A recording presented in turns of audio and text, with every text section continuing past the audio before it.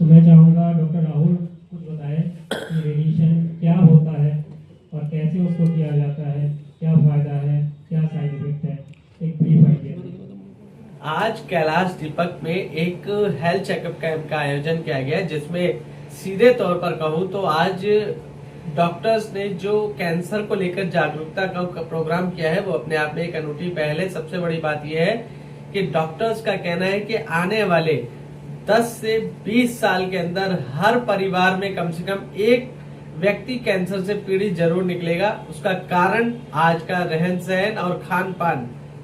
लोगों को डेंचर से होता है, जो बत्ती सी आप पहन रहे हैं वो बत्ती सी अड़ अड़ के आपको वहां पर छाला बन जाता है, तो ये भी एक कॉज है। फिर दूसरा जो अननोन कॉज, बेसिकली कैंसर, अब अगर हम इंसिडेंस की बात करें तो इंडिया में तो खासकर ओवरऑल वर्ल्ड में भी बहुत ज़्यादा कैंसर इंसिडेंस बढ़ता जा रहा है। और अगर लेटेस्ट रिसर्च की बात करें तो सन 2020 तक तो ये कहा जा रहा है कि हर फैमिली मेंबर में एक मिनिमम कैंसर मेंबर जरूर दिखने को मिलेगा। उसका मेन कारण बन रहा है कि हमारे जो लाइफस्टाइल है, खान पान है, इसमें बहुत ज़्यादा तब्दीलियां आ गई हैं। सो अवेयरनेस अब एक ऐसा कंपोनेंट रह गया है जो आज से अगर हम शुरू करें और कॉन्टिन्यूज अगर हम अवेयरनेस पब्लिक को दें, even to the government organization, to everyone, तो शायद कुछ हद तक हम इस चीज को जल्दी रोकथाम कर सकें या प्रिवेंट कर सकें। जितने भी पेशेंट्स आपके पास आते हैं वो कौन कौन से ऐसे सिम्टम्स होते हैं जो वो इग्नोर करके आए? मोस्टली हम अगर अब देखें, हम यहाँ जो पेशेंट देखते हैं 50% पेशेंट हमें एडवांस स्टेज में ही देखने को मिलते हैं और 50% होते हैं जो इंसिडेंटली डिटेक्ट हो जाते हैं, जिन लोगों को थोड़ी अवेयरनेस हो गई है कि हमें अपना हेल्थ चेकअप कराना चाहिए। जैसे कि लेडीज में 40 के बाद मैमोग्राफी होता है, जिसे हम ब्रेस्ट का एक्सरे बोलते हैं, ठीक है। सो कुछ लेडीज अब इन हेल्थ चेकअप को प्रमोट देखकर कुछ मोटिवेट होती हैं और पहले ये नहीं था।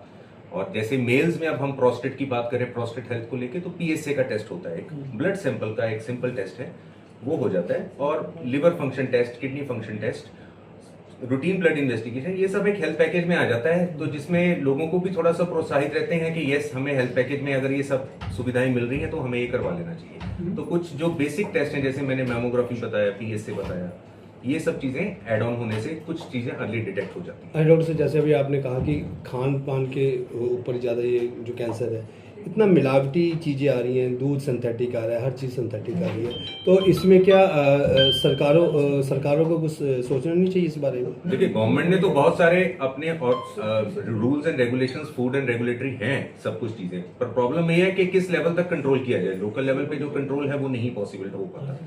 तो बेस्ट पॉसिबिलिटी तो यही है कि जो प्रॉपर पास्चराइज मिल्क है, जैसे हम बात करें मिल्क की बात कर लेते हैं, तो प्रॉपर डेट चेक किया जाए और बॉइल्ड कुक फूड खाया जाए, ठीक है।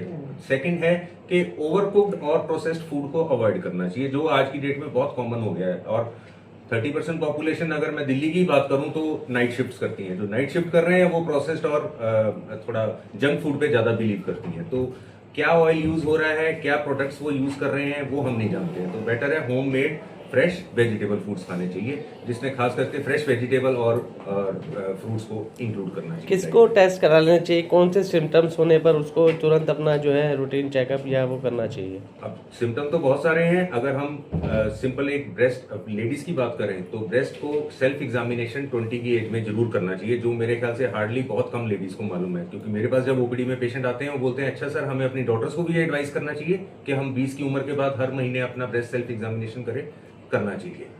सेकंड होता है कि कॉन्टिन्यूस थकान रहना, वेट लॉस होना, ये चीजें को बहुत सारा सिम्टम्स को लोग इग्नोर कर देते हैं। या डायबिटीज, जो एक ओल्ड एज में सडन ऑनसेट हो जाता है कभी कभार 60 के पश्चात, कि पहले डायबिटीज थी नहीं और डायबिटीज हो गई, तो डायबिटीज का ट्रीटमेंट तो ठीक है, बट कोई नहीं जानता कि हम पैंक्रियाज के संबंधित कोई डिजीज को तो नहीं एसोसिएट कर रहे। और ऐसे पेशेंट्स आते हैं जिनको पैंक्रियाज का कैंसर होता है, जिसे हम अग्नाशय बोलते हैं, और उनको पहला सिम्टम ही आता है कि उनको डायबिटीज डेवलप हो गई या और वेट लॉस हुआ है। बट ये सिम्टम्स बड़े नॉर्मली इग्नोर हो जाते हैं, थकान रहना, वेट लॉस होना, हीमोग्लोबिन फॉल होना। इवन अगर लेडीज को हम मेंसेस की प्रॉब्लम है, 30% लेडीज आई थिंक, या इससे ज्यादा भी हो सकता है, गर्ल्स और लेडीज जो है वो मेंसेस प्रॉब्लम के साथ डील कर रही होती हैं, बट वो रूटीन कुछ ना कुछ ऐसी मेडिसिन ले रही हैं जो प्रॉपरली डायग्नोज के बिना ही मेडिसिन चलती जा रही हैं। और फिर लेटर स्टेज में हमें uterus cancer, even young age में भी अब आज की डेट में ओवरी कैंसर हमें काफी ज्यादा देखने को मिल जाते हैं, क्योंकि सिम्टम्स इग्नोर हो जाते हैं। Thank you.